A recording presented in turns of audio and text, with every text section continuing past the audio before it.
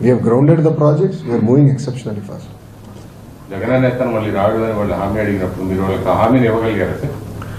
ప్రజలు నిర్ణయిస్తారు, మేము కష్టపడతాం. కానీ ప్రజలు కూడా గమనించాలి. ఈరోజు కొన్ని రాష్ట్రాల్లో అక్కడున్న భారతీయ జనతా పార్టీ ప్రభుత్వానికి ఐదు టర్మ్లు ఇచ్చారు. Gujarat amazing example. ఈరోజు స్టూడెంట్ డెవలప్మెంట్ ఏ స్థాయికి వెళ్ళిపోయింది. 5 terms లో their contribution to India's GDP has increased I think by almost 1.5% in 5 terms. Huge contribution. So consistency in government చాలా చాలా అవసరం. అది ప్రజలు గమనించాలి, గుర్తించాలి. ఈరోజు కేంద్రంలో 3వ ప్రధానమంత్రిగా నరేంద్ర మోడీ గారు వచ్చారు కనుకనే ఈరోజు పాలసీ కన్సిస్టెన్సీ ఉంది. పెట్టుబడులకు పెద్ద ఎత్తున వాళ్ళు ప్రోత్సహిస్తున్నారు. ఆ కన్సిస్టెన్సీ వల్ల ఈరోజు మనం బయటపడగలుగుతాం, దేశం ముందరగలుగుతాం.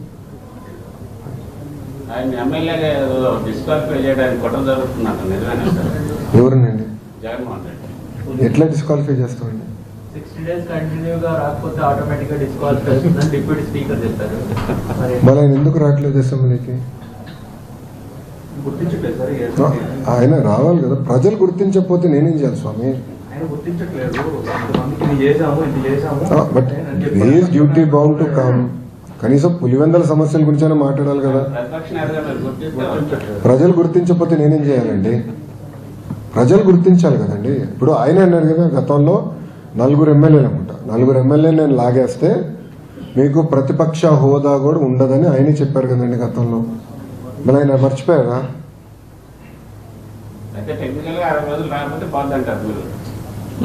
వాస్తవంగా నేను అదొకసారి స్పీకర్ గారితో మాట్లాడినా స్పందిస్తాను. ఎందుకంటే ఆ టెక్నికాలిటీ మొదటిసారి నేను తెలుసుకుంటున్నాను. నాకు కొంచెం అసెంబ్లీ రూల్ బుక్ ఇంకా చదవాలి. కౌన్సిల్ రూల్ బుక్ అయితే నాకు first page to last page తెలుసు.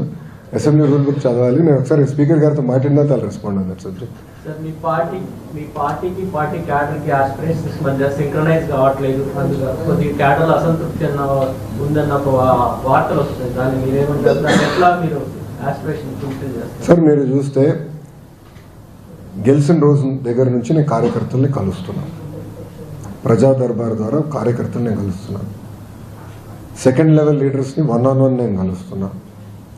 అంతేకాకుండా నేను జిల్లాలకు వెళ్ళినప్పుడు తప్పనిసరిగా ఒకసారి ఉత్తమ కార్యకర్తలు కలుస్తున్నా.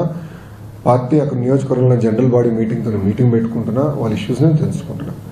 ఈరోజు మీరు చూస్తే నీతి సంఘ ఎన్నికలు పూర్తయినాయి. స్టేట్లో కొన్ని నామినేటెడ్ పోస్టులు పరిచేసి మిగతా పోస్టులని కూడా ఈ నెలాఖరికల్లా we want to finish, including AMC కానివ్వండి, దేవాదాయ శాఖకు సంబంధించిన పోస్టులు కానీ అన్నీ మేము భర్తీ చేస్తాం.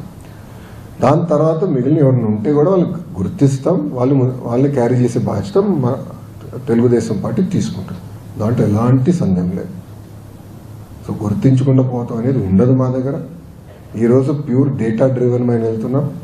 ఎవరు క్లస్టర్ యూనిట్ బూత్లో బాగా పనిచేస్తారు, ఎవరు ఎక్కువ మెజార్టీ తీసుకొచ్చారు, గతంలో బాబు షూరిటీ భవిష్యత్ గ్యారంటీ ఎవరు బాగా చేశారు, ఇదేమి కర్మ మన రాష్ట్రం కార్యక్రమం ఎవరు బాగా చేశారో వాళ్ళని మేము గుర్తిస్తున్నాం. మీరు ఇచ్చిన పోస్టులు మీరు అందరూ చూశారు. ఎవరైతే బాగా పనిచేస్తారో, పార్టీ కోసం పనిచేస్తారో వాళ్ళనే ఎన్డీఏ కూటమి గుర్తిస్తుంది. ఢిల్లీ ఎలక్షన్స్ పూర్తయిపోయాయి. ఇప్పుడు ఎగ్జిట్ పోల్ కూడా వచ్చి బీజేపీకి అనుకూలంగా చాలా ఫలితాలు కూడా వచ్చింది. సో బీజేపీ ఈసారి అధికారంలో రాబోతుంది. 27 ఏళ్ల తర్వాత ఢిల్లీలో ఉన్నారు. సో సంకీర్ణ ప్రభుత్వం. నేను ఢిల్లీ నాయకుడిని కాదు, గల్లీ నాయకుడిని చాలా స్పష్టంగా చెప్పా. గౌరవ ముఖ్యమంత్రి చంద్రబాబు నాయుడు గారు ప్రధానమంత్రి గారు ముందల విశాఖపట్నంలో చెప్పారు, next target is Delhi, NDA కైవసం చేసుకోబోతుంది. సార్, స్కూల్స్ లో మీరంతా ఇంగ్లీష్ మీడియం మొత్తాన్ని మేము తీసుకొచ్చిన గొప్ప ఇన్నోవేషన్ మొత్తాన్ని క్లోజ్ చేస్తున్నారు, కొలాప్స్ చేస్తున్నారని చెప్పి. I have not collapsed anything. I have not changed medium of education. Yes, CBSE form, CBSE model of CBSE examination వద్దన్నాను 10th క్లాస్, ఎందుకంటే పిల్లలు ప్రిపేర్డ్ లేరు. ఐబీ వాళ్ళు తీసుకురాలేదండి. ఐబీ రిపోర్ట్ కోసం 15 కోట్లు ఖర్చు పెట్టారండి. They are not brought IB. Where is one IB school? I'm asking స్ట్రైట్గా ఆ బొత్స గారిని, సత్యబాబు గారిని నేను సూటిగా ప్రశ్నిస్తున్నా. ఒక్క ఐబీ స్కూల్ కట్టారా మీరు? ఒక్క కేంబ్రిడ్జ్ స్కూల్ మీరు కట్టారా? ఏం కట్టుకుంటే ఇట్లా మాడితే ఎట్లా స్వామి? ఎక్కడుంది? Where is your school? Where is your IB school? Where is your Cambridge school?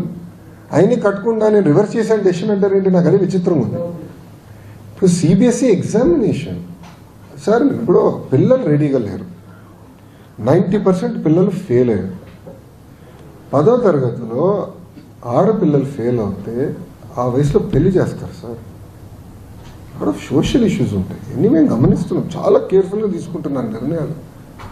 ఒక విద్యాశాఖ మంత్రిగా నేను సంస్కరణ తీసుకురావాలని కోరిక నాకు ఉంది, కానీ ఇక్కడ చాలా జాగ్రత్తగా తీసుకురాలి. నేను పంచాయతీరాజ్ గ్రామీణాభివృద్ధి శాఖ మంత్రి ఉన్నప్పుడు చాలా స్పీడ్గా తీసుకున్నాను, ఎందుకంటే అక్కడ ఇన్ఫ్రాస్ట్రక్చర్ బిల్డింగ్. ఇక్కడ we're building the citizens of tomorrow. So అది చాలా కేర్ఫుల్గా హ్యాండిల్ చేయాలి, వాళ్ళని చాలా కేర్ఫుల్గా నర్చర్ చేయాలి. మేము తీసుకునే నిర్ణయాలకి చాలా సోషల్ ఇష్యూస్ కూడా రాబోతాయి. ఎన్ని పరిగణనలు తీసుకుని నేను నిర్ణయాలు తీసుకుంటున్నా. ప్రతి నిర్ణయం నేను చర్చిస్తున్నా, యూనియన్స్తో చర్చిస్తున్నా, అదేవిధంగా ప్రజలతో చర్చిస్తున్నా. మేము సర్వేలు పెడుతున్నాం, ట్విట్టర్లో ప్రశ్నలు అడుగుతున్నాం. After discussion I'm taking decisions. ప్రజలు ఓకే అందా నేను నిర్ణయాలు తీసుకుంటా. వాళ్ళు ఎందుకు కంగారు పడుతున్నారండి? ఇప్పుడు ఇన్ని సంస్కరణలు తీసుకొచ్చారంటున్నారు. సూటిగా సత్యబాబు గారు నేను ప్రశ్నిస్తున్నాను, 13 లక్షల మంది పిల్లలు ఎట్లా తగ్గారో ఆయన సమాధానం చెప్పమనండి. 13 లక్షల మంది పిల్లలు తగ్గారండి. 13 lakhs 5 సంవత్సరాలు. ఐఎమ్ ఛాలెంజింగ్ అండి, you should answer. YCP government